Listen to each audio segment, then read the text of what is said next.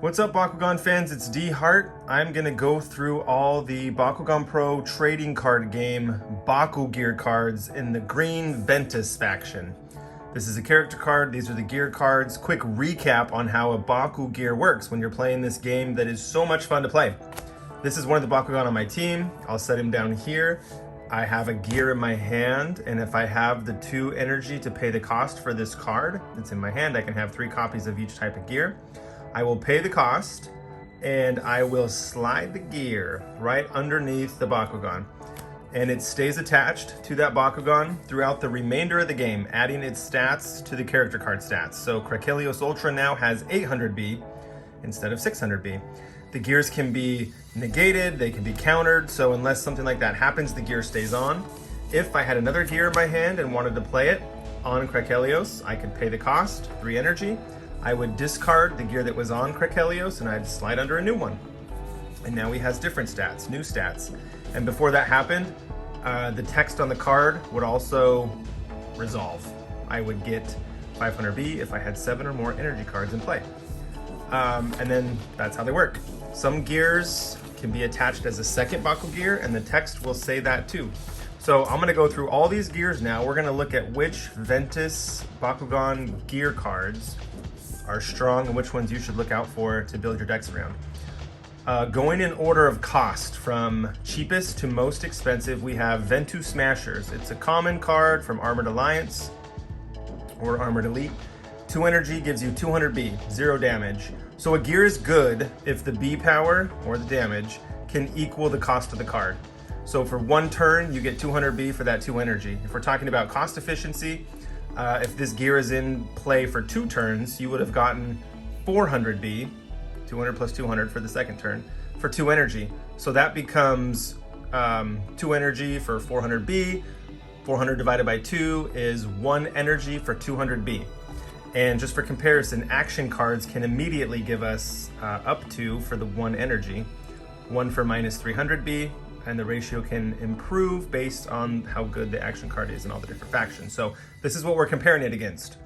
So it's cool to play an action card immediately and get an immediate effect, and it can be strong. Gears tend to focus on the mid-game, the build-up game. With the strategies that you have, the longer that they're in play, the more benefit they give back to you. So that's the case with gears. After Ventus Smashers, we have Savage Swarm. It was from Shields of Destroya, 3 energy for 100B and 4 damage. It has an armor rating, which means it's a defensive card as well. If you are milling cards from the top of your deck because you lost a battle and you're taking 10 damage, I would flip 1, 2, 3, and then I would count this number, the 1, as a card as well. So 3, 4, and then keep going. 5, so on and so forth. So that's what it means by an armor rating, and it's a defensive card, so it's a good thing to have. It gives you benefit if it's in your deck and you're taking damage. So Savage Swarm says, when you play this, if you have 7 or more energy cards in play, give a Bakugan plus 500.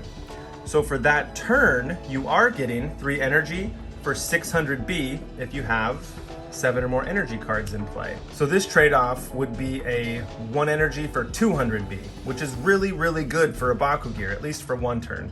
Because you can see here, the best energy cards, some of the best, give you 300B for 1 energy. And then the 4 damage. I don't usually use Savage Swarm because I don't usually go for higher damage. This game's all about winning the B power battle first, and if you have Pyrus cards that switch the victor, useful. However, I tend to go for the B power battles normally. So for a B power card, even though it gives you 600 for a turn, 100B after that, not super strong. Then we have Ventus Cyclonator. The art is awesome on this card. I love this. Trox wearing a Cyclonator, whatever that does. But 3 energy for 100B and 1 damage. So the 3 energy for 100B and 1 is not good. What this card is asking you to pay for is if you have 7 or more energy cards in play, you get 5 damage. So these 2 cards are opposite of each other, aren't they? Savage Swarm is the B power version with the high damage, and Ventus Cyclonator is just the damage version. I haven't ever used any of these cards, and I probably would use Ventus Cyclonator a lot less than Savage Swarm if I was using cards. But that's just strategies. You might have strategies that make Savage Swarm better for you. That's why this game is so fun. Then we get to multi-slash armor. This card is the bomb. This one's good. It's from Shields of Astroya. It's new. It came in a Bakugan toy. I can't remember which one. And then more recently in Shield of Astroya booster packs that were randomly released on eBay through some random seller. 3 energy for 300B and 1 damage with 1 armor rating. This gear is so awesome because it's giving you the B power for the energy cost. It means it's strong. And it's still giving you 1 damage, because we saw the first cheapest card, Ventus Smasher, wasn't giving you the damage when it was giving you 200B for 2 energy. And multi-slash armor gives you armor rating. So it's just packing as much as it possibly can into that 3 energy cost. I think it's awesome. I love it. It's one of the stronger Baku-Gears in the Ventus faction for me, for sure. I would pick this thing up, I would get it, I would use it. Then we have Stealth Thruster, which actually is really similar to multi-slash armor in the efficiency and the ratios. 4 energy, 400B, 0 damage instead of 1, like multi-slash armor. But then it has the text here, when you play this, energize the top card of your deck uncharged.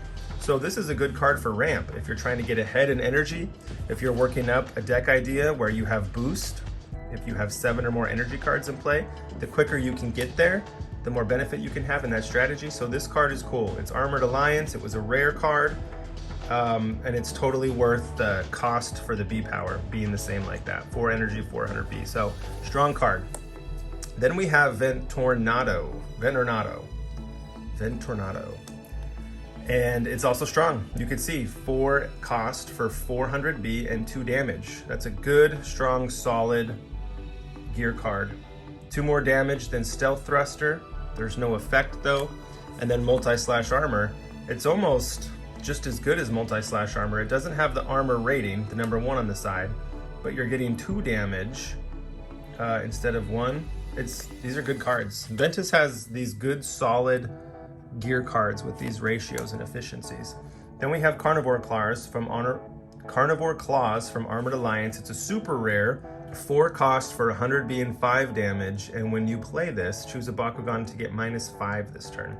So this is actually cool because if you are not necessarily going for damage win strategy, if someone's playing Pyrus against you and tries to flip the win condition to damage instead of B power, this is a great counter. Because that turn, you can give your opponent -5 when they're trying to beef up their damage to probably get anywhere from 10 to 15. You're giving them -5 and you're giving yourself +5. So that is a 10 damage swing right there for 4 energy. The ratio is good. You're getting more than 2 damage for 1 energy. So that's cool, it's strong. If you know you're gonna go up against damage wins or you wanna have a counter in your deck, this would be the card to do it. It costs 4, and Pyrus has a Mac hero card that switches to damage wins, and you could play Carnivore Claw the same time your opponent is playing Mac, and it could help you win that damage wins battle. So this is cool. I like Carnivore Claw. Then we have Baku Mortar. This one was one of the most common Ventus gear cards when I was opening packs. This thing was a dime a dozen. Crazy. 5 cost, 300B, 6 damage with Shadow Strike. So the numbers aren't too bad. You're getting 6 damage, 300B.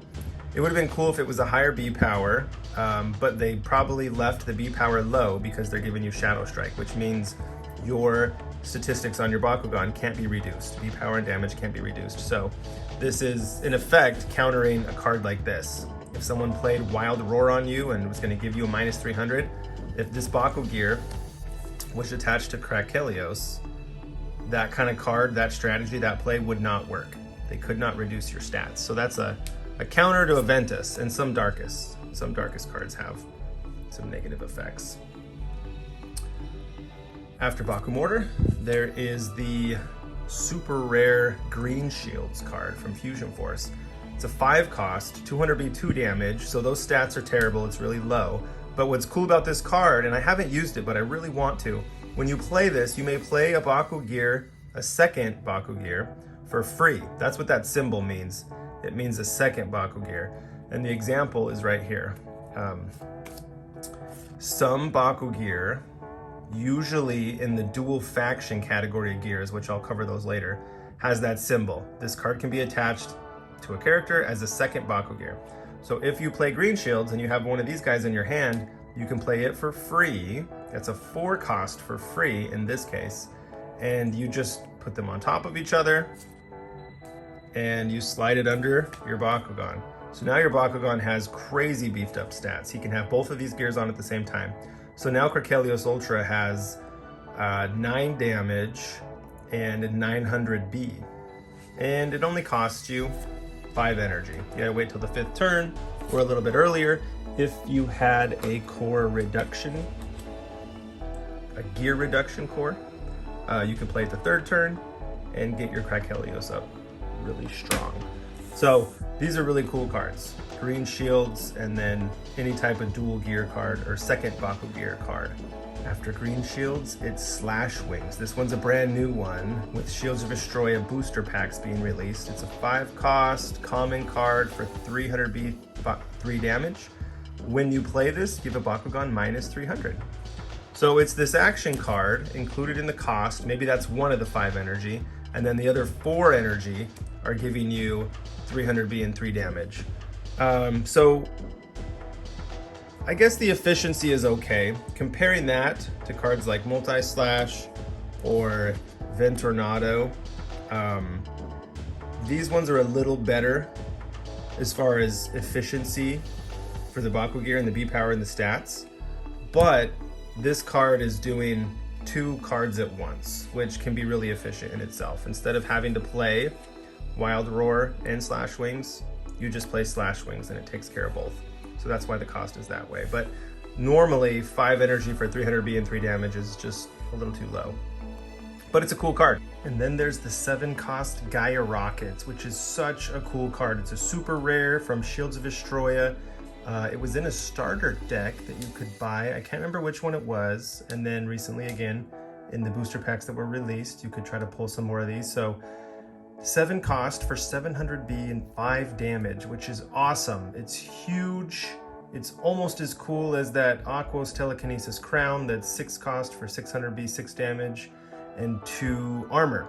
So Gaia Rockets is close. It's almost up there all the way, but it has the text here where it says, when this flips from your deck, so when you're taking damage and you're milling cards, if this flips, you may pay 2 energy to energize a card from your hand uncharged. So it's a way to stop damage by 2 overall when you're milling cards, when you lost a battle. And then you get to do some ramp while you're doing it. So this card is awesome. 7 cost is a big expensive card, but the stats are awesome. I've totally used it. I love it. And again, if you have gear reduction cords like this one, it'll cost 5. And on the 5th turn, to get 700 B and 5 damage out of a gear is amazing. So this is one of my favorite and one of the strongest Ventus gear cards for sure. And then lastly, the last Ventus gear we have here, Ventu Channeler, which came out in Armored Alliance. It was in a lot of different Bakugan toy packs as an action card. 10 cost for 1000 B and 10 damage. Now this is awesome, and it's cool because this stat-wise is like the strongest Ventus card. Not necessarily because it's 1000 B and 10 damage, but because the B and the damage are matching the cost. It's better than Ventornado for efficiency, right? It's better than Multi-Slash Armor. And we just looked at Telekinesis Crowns for the Aquos faction in a previous video. And you can see the 6 cost for 600 B and 6 damage. I mean, that's awesome. You can't ask for any more than that in a gear card and the ratio and efficiency. It does have 2 armor, so that makes it, you know, overall it gives more benefit. But Ventu Channeler is awesome and would give you the most bang for your buck, the most return for the 10 energy, if you could only get to the 10th turn to play it. I mean, this would be really hard. So unless you try to tease this out for free with some Pyrus faction cards that let you play cards for free, unless you're waiting until the 8th turn, if your game can last that long, and then, you know, pay 8 for it because you had a gear reduction core on your Bakugan, it'd be a fun to end game gear for sure. So there you have it. There are all the Ventus gear cards. Which ones did you like? Which ones are you gonna pick up and use for your teams? Which ones do you want to strategize around? Quick recap for me. I think I'm rolling with Multi-Slash Armor first, then Tornado, I liked a lot. I definitely want to use green shields to play the second Baku-Gear for free. I like Stealth Thruster for the ramp that it provides while still giving 400B for the 4 cost. And Carnivore Claws as a damage wins counter. Really strong there. But they're all fun gear cards. Thanks for watching, like and subscribe. Gonna come out with more faction gear cards really soon. This is also part of the initiative as we're trying to bring attention to how fun and how cool the Bakugan trading card game can be. It's awesome, we love it. We want more cards. So let's get out there and show some of these Bakugan Pro trading card game YouTube creators some love. Let's let Spin Master know how much we love the Bakugan trading card game.